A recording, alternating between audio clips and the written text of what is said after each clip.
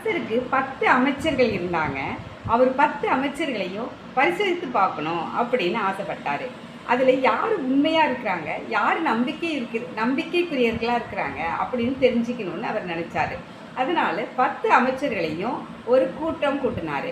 கூட்டிட்டு அவர் சொல்லுவார், பேசிகிட்டு இருக்கும் பொழுது வாசல் பக்கம் பார்ப்பார். வாசல் பக்கம் பார்த்துட்டு ஒரு வெள்ளை குதிரை போயிட்டு இருக்கு பாருங்க அப்படின்னு சொல்லுவார். அதில் எல்லாருமே திரும்பி பார்த்துட்டு அப்படிலாம் ஒன்றும் போகலையே அரசே அப்படின்னு சொல்லுவாங்க. அதில் ஒருத்த மட்டும் நான் போய் பார்த்துட்டு வரேன்னு சொல்லிட்டு வெளியில் போய் பார்த்துட்டு, ஆமாம் அரசே, ஒரு வெள்ளை குதிரை போய் கொண்டிருக்கிறது அப்படின்னு சொல்லுவார். உடனே அரசர் சொல்லுவார், சரி நீங்கள் அந்த வெள்ளை குதிரை பின்னாடியே போய் அதில் ஏறி அப்படியே போயிடுங்க அப்படின்னு சொல்லுவார். அதாவது அவரை அரசவையிலிருந்து நீக்கிடுவார்.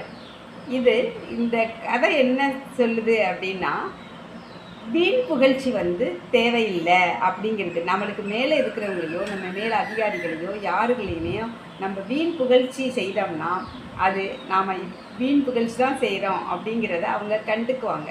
அதனால் புகழ்ச்சி தேவையில்லாமல் நீங்கள் நேர்மையாக வேலை செஞ்சதுனாலே போதும் அப்படிங்கிறத தான் இந்த கதை சொல்லுது. நன்றி, வணக்கம்.